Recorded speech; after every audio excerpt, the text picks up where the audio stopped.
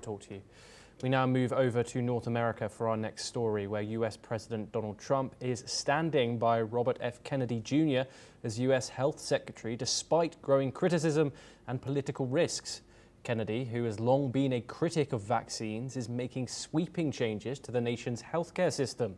He's cutting vaccine research funding, redistricting access to COVID-19 shots, and ousting the CDC director. These actions have raised alarms about public health and political repercussions. Still, President Donald Trump defends Kennedy, calling him a very good person with different ideas. Kennedy's policies mark a significant shift in US healthcare, but Trump remains confident in his judgment. We are now joined by Keith Vaz. He is a former UK minister and he joins us live from London. Keith, lovely to see you as always. What are your thoughts about Robert F. Kennedy's approach to his running of the health services in the United States? A vaccine skeptic, some would say a conspiracy theorist. Donald Trump backs him all the way, Keith. What are your thoughts? Good afternoon, Thomas. Always lovely to talk to you as well. This should come as no surprise because when he was appointed, a deal was done. He was running for president. It was the middle of the presidential race when Kennedy agreed to drop out of the race, and Trump agreed that he would appoint him as the health secretary. So Trump is very well aware, President Trump is very well aware of what Robert Kennedy Jr. stands for. It is a complete opposite to the current administration of the health service in the United States. And therefore, the appointment of Kennedy was designed to shake things up. So there is absolutely no way that Donald Trump is going to dissociate himself away from Kennedy, because this has always been Robert F. Kennedy's stance, that he believes the COVID vaccine was wrong. He believes that there is a health establishment that is causing a lot of difficulties to the American people. So it's difficult to suddenly move him. Of course, he has to give him 100% backing. And of course, people are very upset because that is who he is. He's a very controversial figure in health policy in America and throughout the world.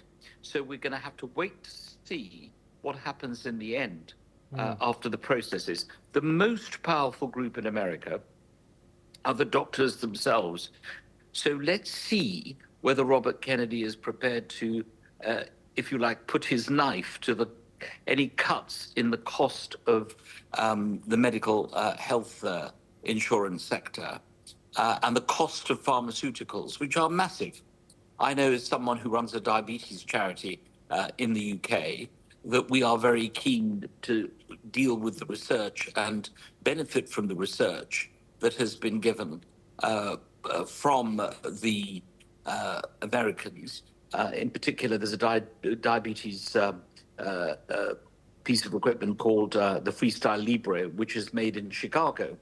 It's made the Americans $4 billion over the last 5 or 6 years because it's free on the NHS in the UK. It's not free in the USA, and it's not free in other parts of the world. It's not free in India, for example.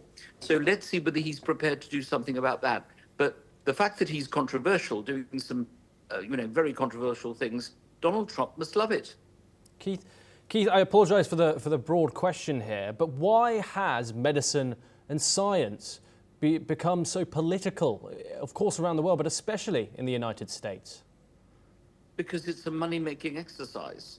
The biggest and highest paid professionals in America are not newsreaders such as yourself or ex-politicians such as myself, but the doctors and the consultants and the dentists and the anesthetists and the radiologists, they're right at the top. There's massive amounts of money made in the health sector. People have to pay masses in terms of insurance. If you go to a hospital and you don't have insurance, you will not be treated. There have been massive cuts to Medicare. So this is a huge sector in America. I think probably ranking just below the arms trade as the biggest sector. So of course it's going to be controversial. And of course there are going to be lots and lots of vested interests. So that's why there is such interest in it.